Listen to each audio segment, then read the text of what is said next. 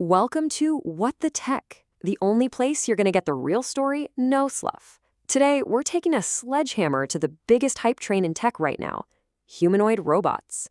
Let's get into it. So, you've seen all the glossy promo videos, right? You've heard the billionaires promising a robot in every home.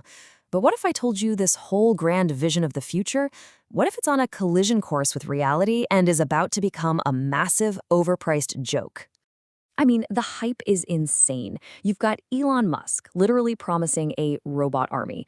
Other companies are happy to take your pre-order for a $20,000 robot butler that, let's be honest, you're just paying to be a beta tester for. It's a sci-fi dream they're selling, but what happens when the people who are actually building these things start talking? Well, that's exactly what went down at the Humanoid Summit in Mountain View. See, in public, they sell you the dream. But behind closed doors, it's a totally different story. It's not confidence, it's doubt. A deep, real sense that they have massively oversold a technology that just isn't there yet. And get this quote. This isn't some random skeptic. This is the chief technology officer of a major robotics company admitting out loud that they're still trying to figure out how to make their main product, useful. It's kind of funny until you remember billions of dollars are on the line. And here's a perfect example of what he means. At that very same conference, the big flagship robot from a company called Robotics, its big demo was scrubbing a brick wall. And wait, it gets better. It couldn't even do that by itself. A human had to puppeteer it with a VR headset. That's not a robot. That's a really, really complicated mop. But here's where it gets really juicy. One CEO got up and made a comparison that should send a shiver down the spine of every single investor in this space.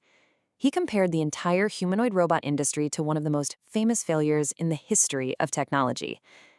The Newtons of our times.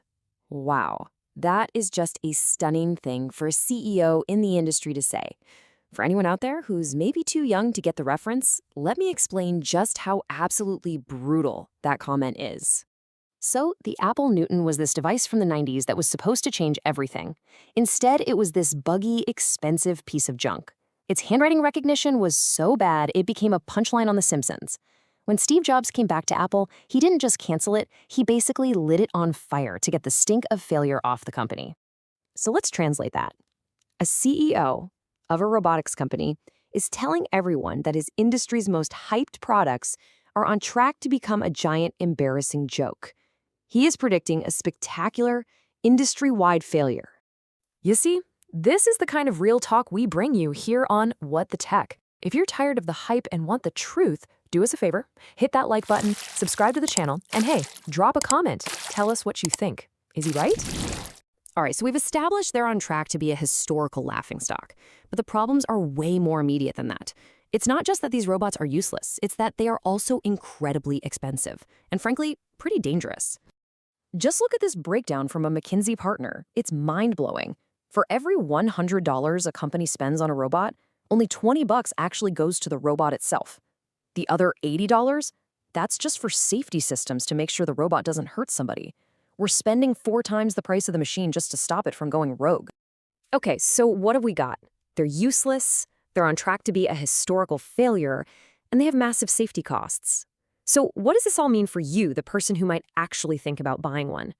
Well, the experts building them have a pretty clear answer. The big risk here isn't just a couple of failed companies. The Chinese government is already putting out warnings about the worst-case scenario here. You end up with millions of furious customers stuck with junk and actual mountains of complex, human-shaped electronic waste piling up in landfills. It's an environmental and consumer nightmare waiting to happen. So the verdict is pretty simple when you cut through all the noise. Right now, a humanoid robot is not going to be your butler. It's not going to do your laundry. It really can't do much of anything useful for you at all. But they have proven there is one thing they can do pretty well, and that's go haywire and injure people.